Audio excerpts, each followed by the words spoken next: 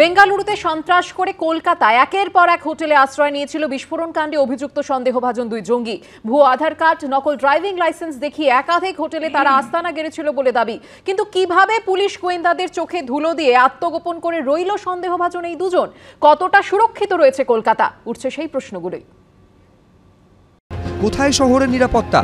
এক মাস ধরে শহরের বুকে লুকিয়ে রয়েছে সন্দেহভাজন জঙ্গিরা, আর পুলিশ গোয়েন্দাদের কাছে কোনো তথ্য নেই।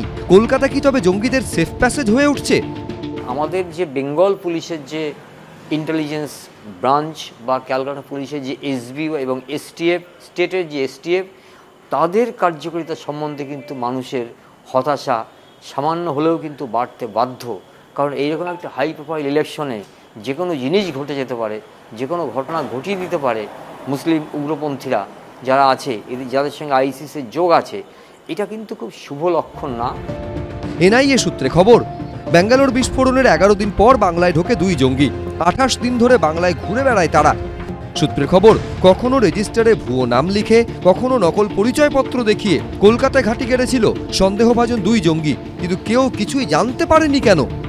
হোটেলে তো যে রেজিস্টারটা থাকে তাতে তো গিয়ে চেক করে স্থানীয় পুলিশের স্পেশাল ব্রাঞ্চ বা পুলিশের যারা গোয়েন্দা বিভাগ, যে কজন ভিজিটার এসছে, তাদের আধার কার্ড নাম্বারগুলি কনফার্ম করো, কোনটা ডাউটফুল, সেই জিনিসটা তো করবে। সেটা আদৌ করে কিনা আমি জানি না। তা না হলে এতদিন এখানে এরকম থাকে কেন? আর ওয়েস্ট বেঙ্গলের মতো একটি সেন্সিটিভ এবং ভালনারেবল স্টেট, কারণ বাংলাদেশের যে মিলিটেন্সি, তাদের কিন্তু লঞ্চ প্যাড হচ্ছে ওয়েস্ট বেঙ্গল, সেটা আমি একটু বলতে পারি। সূত্রের খবর, ভুয়ো ড্রাইভিং লাইসেন্স এবং আধার কার্ড বানিয়ে বাংলায় ঘুরেছে সন্দেহভাজন দুই জঙ্গি। বিঘ্নেশ ওরফে সুমিত নামে ভুয়ো আধার কার্ড বানিয়েছিল আব্দুল। অন্যদিকে মোহাম্মদ জুনে সাজিব নামে ভুয়ো ড্রাইভিং লাইসেন্স বানিয়েছিল মুসাফির। ধৃত দুজনেরই খবর দিলে 20 লক্ষ টাকা পুরস্কার মূল্য ঘোষণা করা হয়েছিল। শেষ অবধি তারা গ্রেফতার হলো নিউ দীঘা থেকে। সুমন ঘরায়, ঋত্বিক প্রধান, অনির্বাণ বাগচি, এবিপি আনন্দ। আর এই মুহূর্তে সরাসরি চলে যাব আমাদের প্রতিনিধি ময়ূক ঠাকুর চক্রবর্তীর কাছে। ময়ূক, আমরা জানি যে যৌথ অভিযান চলে, যেখানে এনআইএ, আইবি এবং রাজ্য পুলিশ যৌথ অভিযান চালিয়ে এই দুইজন সন্দেহভাজনকে গ্রেফতার করে। কিন্তু এই যে 28 দিন ধরে তারা বিভিন্ন হোটেল বদলে বদলে, আস্তানা বদলে বদলে এইভাবে লুকিয়েছিল, এই 28 দিন ধরে রাজ্য পুলিশ কি করছিল? দেখো, একদমই এই নিয়ে কিন্তু প্রশ্ন উঠছে। কারণ মার্চ মাসের 1 তারিখ বেঙ্গালুরুর রামেশ্বরমের ক্যাফেতে ব্লাস্টের ঘটনা ঘটে এবং তার ঠিক 2 দিন পর থেকেই এনআইএর তরফ থেকে ইনভেস্টিগেশন শুরু হয় এবং এনআইএর তরফ থেকে এই দুই অভিযুক্ত জঙ্গি, যারা ঘটনাস্থলে একজন বিস্ফোরক রাখে এবং অন্যজনও সরাসরি যুক্ত, তাদের ছবি প্রকাশ করা হয়। শুধু তাই নয়, ভোল বদল করার পর তার কি ছবি হতে পারে সেই ছবি সামনে আসে এবং তার পাশাপাশি 10 লক্ষ টাকা ইনাম অর্থাৎ পুরস্কার মূল্য এই দুই জঙ্গির খোঁজ দিতে পারলে এনআইএ 10 লক্ষ টাকা করে মোট 20 লক্ষ টাকা ইনাম ঘোষণা করে। এবং সেটা কিন্তু এমন নয় যে সেটা এনআইএ অফিসিয়ালস বা এনআইএর পুলিশের মধ্যে সার্কুলেটেড হয়, সেটা ভারতবর্ষের সমস্ত ইনভেস্টিগেটিং এজেন্সি যারা এই সন্ত্রাসবাদের বিরুদ্ধে লড়াই করছে, সেটা রাজ্য পুলিশের এসটিএফ হোক, কলকাতা পুলিশের এসটিএফ হোক, অ্যান্টি টেররিস্ট স্কোয়াড হোক, সবার কাছে সেই ছবি কিন্তু চলে যায়। কিন্তু যাওয়ার পরেও যেটা দেখা যায় যে প্রায় 28 দিন তারা কিন্তু কলকাতা শহরের মধ্যে 3টে হোটেল খাতায় কলমে আমরা এখনো পর্যন্ত পাচ্ছি। একটা লেনিন সরণিতে, একটা এসএন ব্যানার্জি রোডে এবং আর একটা সেন্ট থমাস স্কুলের উল্টো দিয়ে খিদিরপুরে। 3টে হোটেলে অন্তত কলকাতা শহরেই তারা ছিল, সেই এভিডেন্স এখনো পর্যন্ত পাওয়া গেছে। কলকাতা শহরের বাইরে আর কোনো হোটেলে ছিল কিনা সেটা নিয়ে এখনো গোয়েন্দারা নিশ্চিত নয়, সেখানেও তারা থাকতে পারে। এবং তারপর এখানে 3টে হোটেলে থাকার পর নাম চেঞ্জ করে তারা এখান থেকে চলে গেল পূর্ব মেদিনীপুরে, সেখানে আর একটা হোটেলে তারা থাকতে শুরু করলো। ফলত এখানকার যারা ইন্টেলিজেন্সের দায়িত্বে যারা রয়েছেন, স্টেট পুলিশের যারা এসটিএফ এ রয়েছেন, কলকাতা পুলিশের যারা স্পেশাল টাস্ক ফোর্সের অফিসিয়ালসরা রয়েছেন, এই ধরনের জঙ্গিরা অ্যাবসকন্ড করেছে, পালিয়ে গেছে, তাদেরকে খুঁজছে। এদের যে পোর্টাল আছে সেই পোর্টালে এদের ছবি দিয়ে, ইনাম দিয়ে, 10 লক্ষ টাকা দিয়ে সার্কুলেটেড, অথচ পুলিশ অফিসিয়ালসদের কাছে কোনো ইন্টেলিজেন্স ইনপুট নেই। সেন্ট্রাল আইবির ইনপুটের পর পূর্ব মেদিনীপুর জেলা পুলিশ একটা জয়েন্ট রেড করে অভিযুক্ত দুই জঙ্গিকে পূর্ব মেদিনীপুরের দীঘা থেকে অ্যারেস্ট করছে, নিউ দীঘা থেকে। কাজে এখানে কিন্তু স্বাভাবিকভাবেই পুলিশ প্রশাসনের ইন্টেলিজেন্স ইনপুট এবং নিজেদের নেটওয়ার্ক নিয়েই কিন্তু একটা প্রশ্ন উঠছে, কারণ 1 মাসের ওপর এই নটোরিয়াস দুজন জঙ্গি প্রায় 28 দিন এই রাজ্যে তারা রইল এবং অবশেষে সেন্ট্রাল এজেন্সির ইনপুটের তারা পূর্ব মেদিনীপুর থেকে অ্যারেস্ট হলো।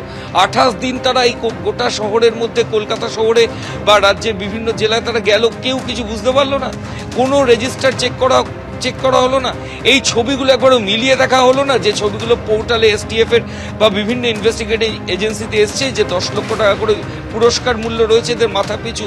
তাহলে কি এগুলো আদৌ কোনো স্ক্রুটিনি হয়, এগুলো কোনো এক্সামিন হয়? এই প্রশ্নই কিন্তু উঠছে, কারণ এখানেও তো বড় ধরনের নাশকতা হতে পারতো।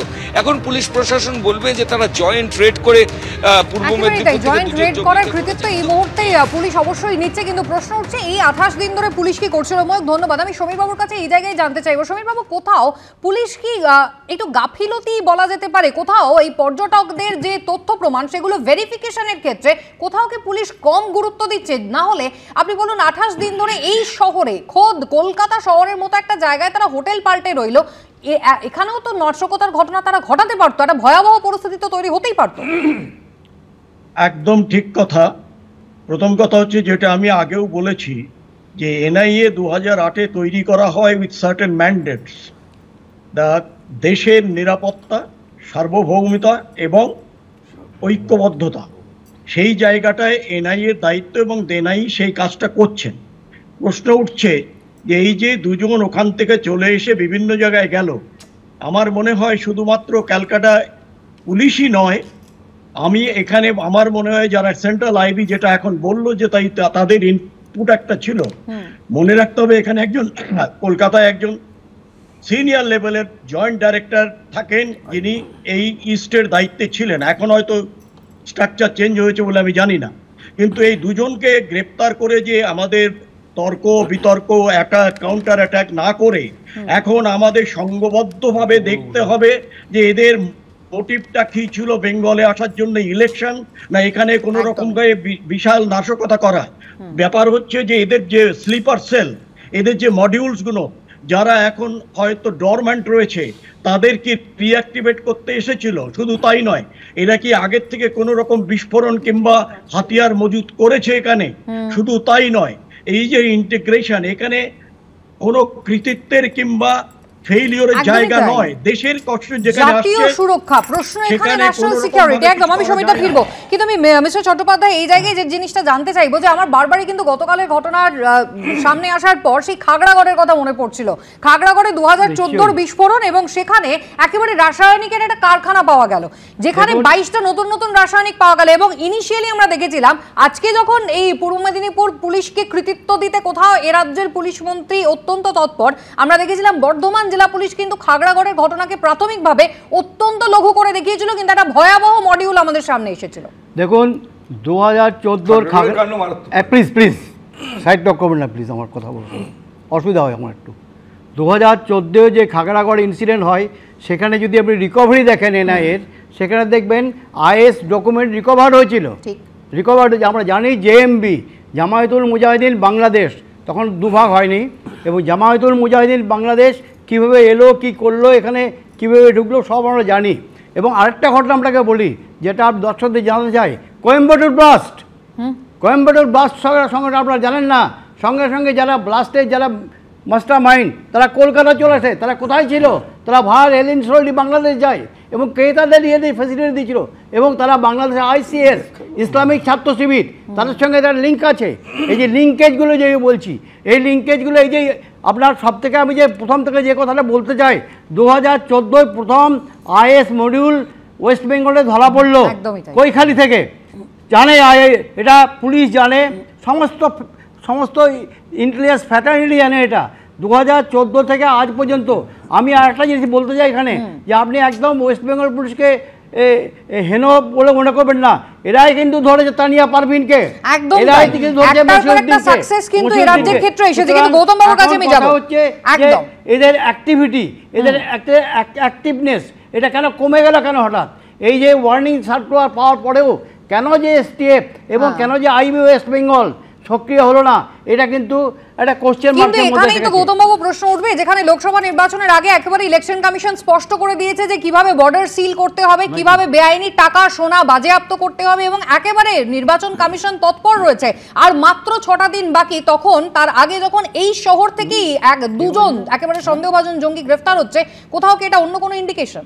না, ইন্ডিকেশনটা তো বটেই। তার কারণ হচ্ছে যে এটা অযথা একটা তর্কের মধ্যে আমরা আসছিলাম। আমি যে কথাটা শুরু করেছিলাম যে আমাদের দেশ বিপন্ন হলে সন্ত্রাসবাদের বিরুদ্ধে কেন্দ্রীয় সরকার এবং রাজ্য সরকার যৌথভাবে উদ্যোগ গ্রহণ করবে এবং স্টেপ নেবে, এটাই তো কাঙ্ক্ষিত। এটা নিয়ে কোনো আলাদা করে কোনো ডিবেটের প্রশ্ন না। কিন্তু প্রশ্ন হচ্ছে যে আদর্শ আচরণবিধি লাগু হয়ে গেছে এবং নির্বাচন কমিশনকে আরও বেশি সিরিয়াস হতে হবে। আমি একটা কথা শুধু মনে করিয়ে দিই যে আমাদের কলকাতা পুলিশের একটা সাংঘাতিক সুনাম ছিল এবং স্কটল্যান্ড ইয়ার্ডের সঙ্গে তুলনা করা হতো কলকাতা পুলিশকে। গোটা পৃথিবীর মানুষ কলকাতা পুলিশ সম্বন্ধে একটা তাদের দক্ষতা, যোগ্যতা, কৃতিত্ব সম্বন্ধে ওয়াকিবল ছিল। আমার যেন মনে হয় যে কোনো একটা কোনো একটা বিষয় নয়, সর্বোপরি আমাদের সেই উৎকর্ষতা বাড়ানোর দিকে যাওয়া উচিত এবং মানুষের যত আস্থা ফেরে দেশের বিপন্নতার প্রশ্নে, দেশের জঙ্গিয়ানার বিরুদ্ধে কথা উঠে এসেছে। কুসুমিতা কিছুক্ষণ আগে খাগড়াগড়ের কথা বলছিল, সেই সঙ্গে আমেরিকান সেন্টার, বাঁকড়া, শাসন, এর আগেও একাধিক জঙ্গি কার্যকলাপের সঙ্গে বাংলার সম্পর্ক পাওয়া গিয়েছে। দেখুন, বেঙ্গালুরুতে বিস্ফোরণ আর গ্রেপ্তার প্রায় 1700 কিলোমিটার দূরে এই পশ্চিমবঙ্গের নিউ দীঘা থেকে। যে ঘটনা ঘিরে লোকসভা ভোটটাকে সরগরম বঙ্গ রাজনীতি। তবে এবারই প্রথম নয়, এর আগে একাধিকবার জঙ্গি কার্যকলাপের সঙ্গে বাংলার যোগ পাওয়া গেছে। 2002-এর 22শে জানুয়ারি কলকাতার আমেরিকান সেন্টারে হামলা চালিয়েছিল জঙ্গিরা। 2014 2রা অক্টোবর অষ্টমী সকালে বর্ধমানে খাগড়াগড়ের একটি বাড়িতে বিস্ফোরণে মৃত্যু হয় দুজনের। তারপরেই প্রকাশ্যে আসে বাংলাদেশের জামাতুল মুজাহিদিনের যোগসূত্র। 2016 4 জুলাই আইসিস যোগে মসিউদ্দিন ওরফে মুসাকে বর্ধমানের ট্রেন থেকে গ্রেপ্তার করা হয়। 2020 মার্চে উত্তর 24 পরগনার বাদুড়িয়া থেকে তানিয়া পারভিন নামে এক কলেজ ছাত্রকে গ্রেপ্তার করে রাজ্য পুলিশের এসটিএফ। তানিয়ার সঙ্গে লস্করি তৈবার সরাসরি যোগসূত্র খুঁজে পেয়েছিলেন তদন্তকারীরা। 2014 সালের 2রা অক্টোবর বর্ধমানের খাগড়াগড়ের বোমা বিস্ফোরণ হয় এবং খাগড়াগড়ের বোমা বিস্ফোরণে দুজন মারা যায়, একজন বাংলাদেশি নাগরিক এবং একজন ভারতীয়। পশ্চিমবঙ্গ পুলিশ ওই বিস্ফোরণের আগে পর্যন্ত বাংলাদেশের জামাতুল মুজাহিদিন বাংলাদেশ, তার জঙ্গিরা যে বর্ধমান শহরের মধ্যে ঘাঁটি গেড়ে বসে আছেন তা কি জানতে পেরেছিলেন? এবং তার পরিপ্রেক্ষিতে খাগড়াগড় ব্লাস্টের পর কেন্দ্রীয় তদন্তকারী সংস্থাগুলির তদন্ত শুরু হওয়ার পরে জানা যায় 2016 সালে অধুনা ভারতীয় নাগরিক, পরবর্তীকালে পাকিস্তানে চলে গিয়ে পাক নাগরিক, তারা ধরা পড়েন। রাজ্যে এলো কি করে? অন্য রাজ্য টপকে তো এ রাজ্যে এসছে। তখন ইন্টেলিজেন্স কি করছিল? দিল্লির ইন্টেলিজেন্স, অন্য রাজ্যের ইন্টেলিজেন্স কি করছিল? অন্য রাজ্য থেকে, অন্য জায়গা থেকে, বিজেপির রাজ্য থেকে, সিপিএম এর রাজ্য থেকে, কংগ্রেসের রাজ্য থেকে এইসব ধরা পড়ছে না? 2022 সালে মার্চ মাসে হাওড়ার বাঁকড়া থেকে জেএমবি জঙ্গি সন্দেহে মাদ্রাসা শিক্ষক আরিরুদ্দিন আনসারিকে গ্রেপ্তার করে রাজ্য পুলিশের স্পেশাল টাস্ক ফোর্স। গত বছর 2রা সেপ্টেম্বর ডায়মন্ড হারবারে সমীর হোসেন শেখ নামে আরও এক সন্দেহভাজন আল কায়দা জঙ্গিকে গ্রেপ্তার করে পুলিশ। আর এবার রাজ্যে ফের জালে পড়ল সন্দেহভাজন 2 আইএস জঙ্গি। ওয়েস্ট বেঙ্গলের মতো একটি সেন্সিটিভ এবং ভালনারেবল স্টেট, কারণ বাংলাদেশের যে মিলিটেন্সি, তাদের কিন্তু লঞ্চ প্যাড হচ্ছে ওয়েস্ট বেঙ্গল। সেইখানে এসে ওরা শেল্টার নেয় এবং এখানকার ভুয়ো ডকুমেন্ট বানিয়ে শেল্টার নেয়। সব মিলিয়ে ভোটের মুখে বাংলায় 2 জঙ্গির গ্রেফতারি ঘিরে উদ্বেগ চরমে। জিলাম করঞ্জয়, কৃষ্ণেন্দু অধিকারী ও সুমন ঘড়াইয়ের রিপোর্ট, এবিপি আনন্দ। সুমনবাবুর কাছে যাবো। সুমনবাবু, তাহলে এই রাজ্যের ক্ষেত্রে সে দুর্নীতির তদন্তই হোক আর জাতীয় নিরাপত্তার প্রশ্নই হোক, এজেন্সি ছাড়া কোনো ভরসা নেই। এনআইএ কৃতিত্ব তো অন্তত কোথাও স্বীকার করবেন না। আমি কারুর কৃতিত্ব কারুর ছোট করতে চাইছি না। প্রশ্ন উঠছে যে রাজ্য পুলিশের কিন্তু খাগড়াগড় বিস্ফোরণ কাণ্ডের কথা এখানে রেফারেন্স হিসেবে এলো, সেখানেও কিন্তু খুব গুরুত্বপূর্ণ ভূমিকা ছিল। অনেকগুলো গ্রেপ্তারের ক্ষেত্রে রাজ্য পুলিশ এবং তাদের এসটিএফ তারা গুরুত্বপূর্ণ ভূমিকা গ্রহণ করেছিল। পশ্চিমবঙ্গ পুলিশের সমালোচনা করতেই হবে। আমি সেই জন্যই বলছি যে এনআইএর আজকে এসপির বিরুদ্ধে যে অভিযোগটা তৃণমূল কংগ্রেসের তরফ থেকে তোলা হয়েছে, যেভাবে তাকে প্রভাবিত করে পরবর্তীকালে পরের দিন থেকে বিভিন্নভাবে নির্দেশগুলো যেতে শুরু করলো এবং পূর্ব মেদিনীপুরের ভূপতিনগরে যেভাবে সেটা নিয়ে তৃণমূল কংগ্রেস নিশ্চিত, সেই যে সেটা নিয়ে তৃণমূল কংগ্রেস নিশ্চিত যে এনআইএ এসপি তিনি ওই নির্দেশটা দিয়েছিলেন, এটা নিয়ে তৃণমূল কংগ্রেস নিশ্চিত। প্রমাণ কোথায়? সামনে আনেননি কেন? সিসিটিভি ফুটেজ দেখাবেন বলেছিলেন, দেখালেন না। শত্রুপাতি আদালত থেকে ছাড়া।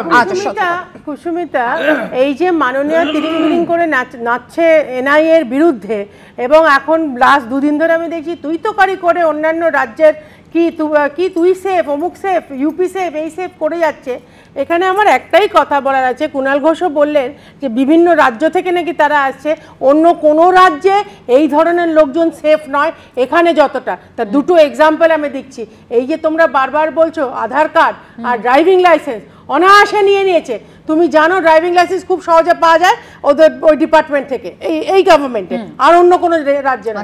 এবং আধার কার্ড নিয়ে ওদের এক সেকেন্ড সুমন্তা রিপ্রেজেন্টেটিভ